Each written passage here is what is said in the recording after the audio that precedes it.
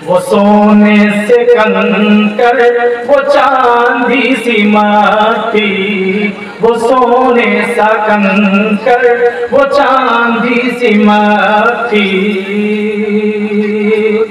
वो सोने से कंकर वो चांदी सी मट्टी, नजर में बसाने का दिल चाहता है, नजर में बसाने का दिल चाहता है। हज़रत खुबैब রাদিয়াল্লাহু তাআলা আনহুকে কুফারে মক্কারা ইনাকে ফাঁসির উপরে চাপানোর জন্য যখন নিয়ে এলো, হযরত খুবৈব রাদিয়াল্লাহু তাআলা আনহু যখন চলে এলেন, সামনে ফাঁসির যে ফান্দিটা ঝুলছে, হযরত খুবৈব রাদিয়াল্লাহু তাআলা আনহু কুফারে মক্কা জিজ্ঞেস করছে, খুবৈব तू बता, ए खुबैब तुझे नबी के साथ जो इश्क है, इश्क की बातें मैं तुझसे पूछना चाहता हूँ। খুবৈব তুমি নাকি শুনেছি নবীকে খুব ভালোবাসো, তোমার মহব্বত নবীর সাথে প্রচন্ড আছে, তোমার জন্য শুনেছি তুমি নাকি নবীর জন্য তুমি জান দিয়ে দিতে চাইছিলে। খুবৈব এই সময় তোমার সামনে ফাঁসির ফান্দাটা ঝুলনো আছে, একটু পর সময় হবে তোমাকে ফাঁসির উপরে চাপিয়ে দেওয়া হবে। খুবৈব তুমি বলো, তোমাকে একটা কথা জিজ্ঞেস করছি, তোমার এই ফাঁসির ফান্দায় তোমাকে না ঝুলিয়ে মুহাম্মাদুর রাসূলুল্লাহকে যদি ঝুলিয়ে দেওয়া হয় তুমি কি বলবে বলো? বুঝাচ্ছে ভাই? মনে দিকে আছে না? আসসালামু আলাইকুম বলে দেবো। হযরত খুবৈবকে জিজ্ঞেস করছে যে তোমার জন্য নাকি শুনেছি তুমি নবীর জন্য জান দিয়ে দিতে, নবীকে তুমি খুব ভালোবাসো, তো সব তোমার সামনেই ফান্দা ঝুলানো আছে, এই একটু পরে তোমাকে ফাঁসি দেওয়া, বলো তুমি কি চাইছো?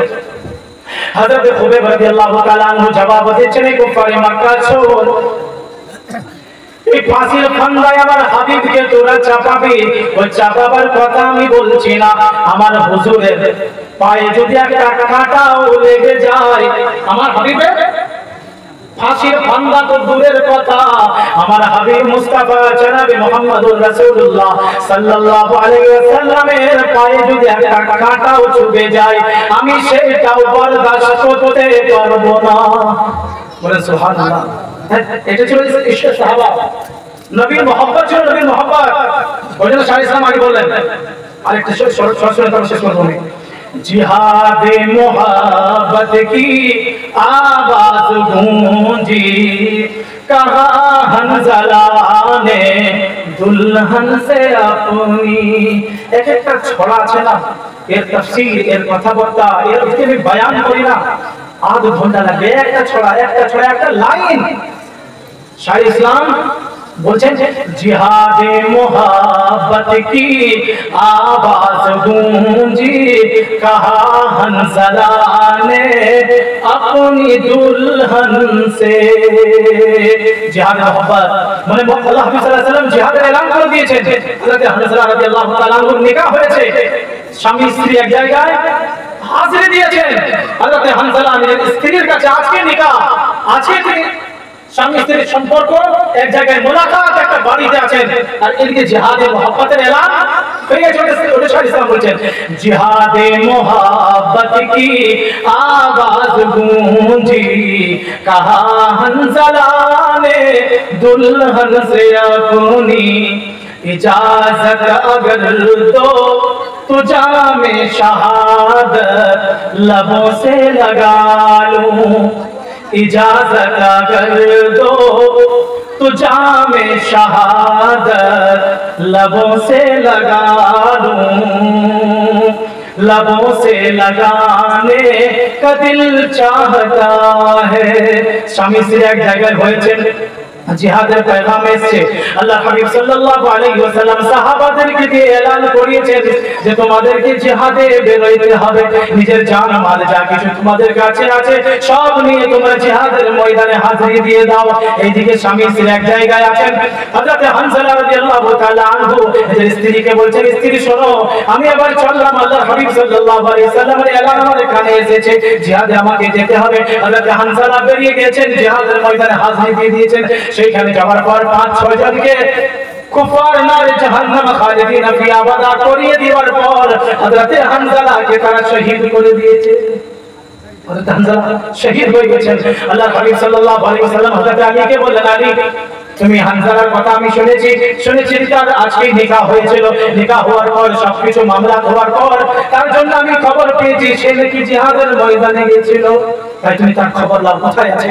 হযরত হামজা রাদিয়াল্লাহু তাআলা আনহু খবর দিলেন, দেখলেন যে এক জায়গায় ছোট ছোট বড় বড় পাথর আছে, আর সেই পাথরের এক সাইডে তিনার গোটা শরীর গোসল করিয়ে দেওয়া হয়েছে, আর তিনার মাথা থেকে টপ টপ পানি পড়ছে, পানি। সাহাবা রাদিয়াল্লাহু তাআলা আলাইহিম জিজ্ঞেস করলেন, ইয়া রাসূলুল্লাহ, ইয়া হাবিবাল্লাহ, তার নিকাহ আজকে হয়েছিল, নিকাহ হওয়ার পর সে সাহাবী জিহাদের ময়দানে ছিল, ইয়া রাসূলুল্লাহ, ইয়া হাবিবাল্লাহ, এই কারিশমার বুঝে আসছে না, কাহিনী বুঝে আসছে না, কাহিনীর ফয়সালা আপনি বলে দেন কাহিনীটা কি।